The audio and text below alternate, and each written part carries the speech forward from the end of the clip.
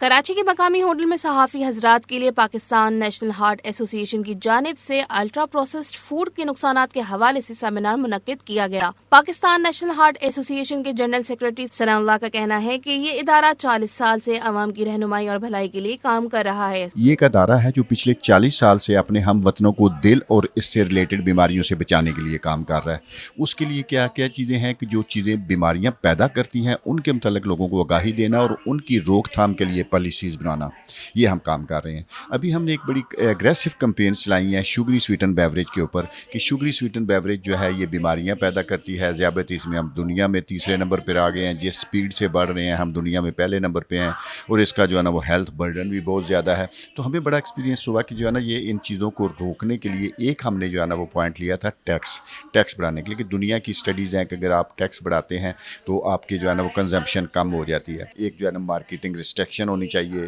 آپ کو جو ہے نا وہ یہ بچے کو اسکول فوڈ پالیسی میں ہونا چاہیے، جو چیزیں ہیں ان کے اوپر لیبلنگ ہونی چاہیے کہ اس کے اندر کتنی چینی ہے، اس کے اندر کتنا نمک ہے، اس کے اندر کتنی فیٹس ہے، تاکہ یہ ہیلدی ہے کہ انہیلدی ہے۔ سیمینار میں موجود منور حسین کا کہنا تھا کہ آج کے سیمینار کا مقصد پروسیسڈ فوڈ کے بارے میں آگاہی ہے۔ دل کی بیماریاں ہیں وہ پاکستانیوں کا ایک ٹاپ کلر ہیں، اور سٹروک ہے اور اس طرح کی اور بہت ساری بیماریاں ہیں، کینسرز ہیں، اور ان کو ایک بڑی وجہ جو ہے، ان کا ایک بڑا رسک فیکٹر جو ہے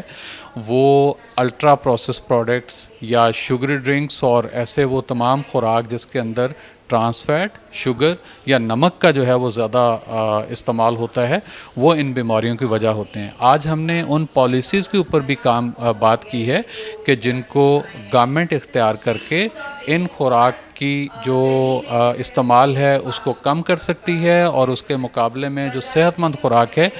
جس طرح فروٹس ہیں، ویجیٹیبلز ہیں، لینٹلز ہیں، ہول ویٹ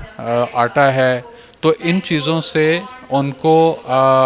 اس خوراک کو جو ہے جو انہیلدی خوراک ہے اس کو کم کر کے ہیلدی خوراک کو جو ہے وہ لوگوں تک پہنچایا جا سکتا ہے۔ سیمینار میں موجود ڈاکٹر فائزہ خان کا کہنا تھا کہ اس سیمینار کا مقصد عوام میں آگاہی پھیلانا ہے۔ عوام کو چاہیے کہ وہ اپنی خوراک کا خیال رکھیں۔ بچہ انہیلدی غذا یا بازار کی چیزیں کھائے گا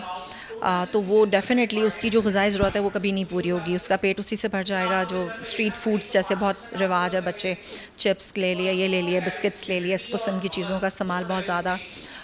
پیرنٹس بھی ایون انکریج کرتے ہیں کہ باہر کی چیزیں دلانے میں ان کو آسانی زیادہ ہوتی ہے،